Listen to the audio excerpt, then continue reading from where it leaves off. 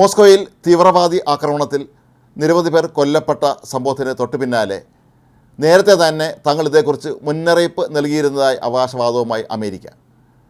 ഈ മാസം ആദ്യം തന്നെ റഷ്യയ്ക്ക് ഇത്തരത്തിൽ ഒരു സന്ദേശം തങ്ങൾ നൽകിയിരുന്നു എന്നാണ് അമേരിക്കൻ വിദേശകാര്യ മന്ത്രാലയ വൃത്തങ്ങൾ സൂചിപ്പിക്കുന്നത്. വലിയ ആൾക്കൂട്ടങ്ങൾ, അതുപോലെ സംഗീത പരിപാടികൾ തുടങ്ങി ഒരുപാട് ജനങ്ങൾ ഒന്നിച്ചു കൂടുന്ന സ്ഥലങ്ങളിലൊക്കെ തന്നെ ഇത്തരത്തിലുള്ള ആക്രമണത്തിന് IS പോലെയുള്ള തീവ്രവാദി സംഘടനകൾ ലക്ഷ്യമിടുന്നു എന്ന രഹസ്യ വിവരം അമേരിക്കയുടെ ചാരസംഘടനകൾക്ക് ലഭിച്ചതിനെ തുടർന്നാണ് ഈ വിവരം അവർ റഷ്യയെ അറിയിച്ചത്.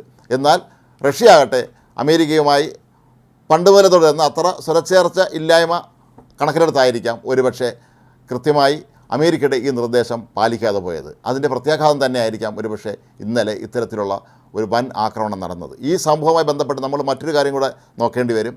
ഇസ്രായേൽ ഹമാസ് തീവ്രവാദികൾ കടന്നു കയറി ആക്രമണം നടത്തിയ ഒക്ടോബർ 7-ന് അവരും പ്രധാനമായും ലക്ഷ്യമിട്ടിരുന്നത് അവിടെ നടന്ന നോവ സംഗീത മേളയായിരുന്നു. ഈ മേളയിലേക്കാണ് ഹമാസ് തീവ്രവാദികൾ ഇരച്ചു കയറി നിരവധി പേരെ വെടിവെച്ച് കൊല്ലുകയും പലരെയും തട്ടിക്കൊണ്ടുപോയതും സ്ത്രീകളെ ബലാത്സംഗം ചെയ്തതുമെല്ലാം തന്നെ ഈ നോവ സംഗീത ഉത്സവം നടക്കുന്ന വേദിയിലായിരുന്നു. ഒരുപക്ഷെ സമാനമായ ഒരു പശ്ചാത്തലം തന്നെ ആയിരിക്കാം റഷ്യയിലും ഉണ്ടായിരുന്നത്.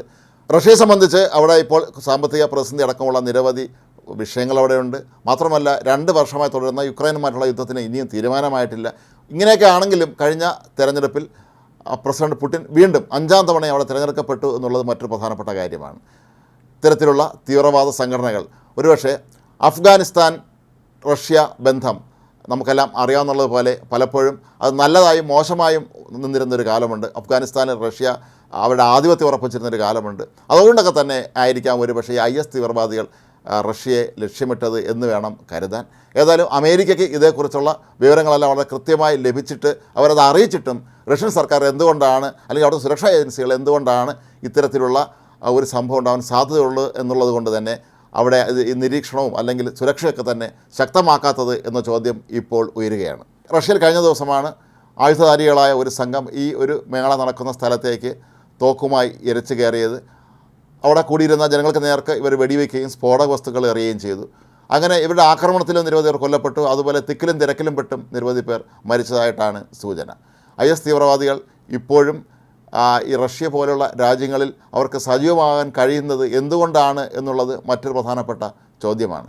റഷ്യ യുക്രൈൻ യുദ്ധം ഇപ്പോഴും അവസാനിക്കാതെ നീണ്ടുപോകുമ്പോൾ, അതല്ലെങ്കിൽ യുക്രൈനെതിരെ യുദ്ധം ചെയ്യാൻ പോലും ഇപ്പോൾ ഒരുപക്ഷെ റഷ്യയിൽ ആളിനെ കിട്ടാത്ത കാലം ഉള്ള അതേ സമയത്താണ് ഇത്തരത്തിൽ തീവ്രവാദ സംഘടനകൾ റഷ്യയെ ലക്ഷ്യമിടുന്നത് എന്നുള്ളത് മറ്റൊരു പ്രധാനപ്പെട്ട വസ്തുതയാണ്.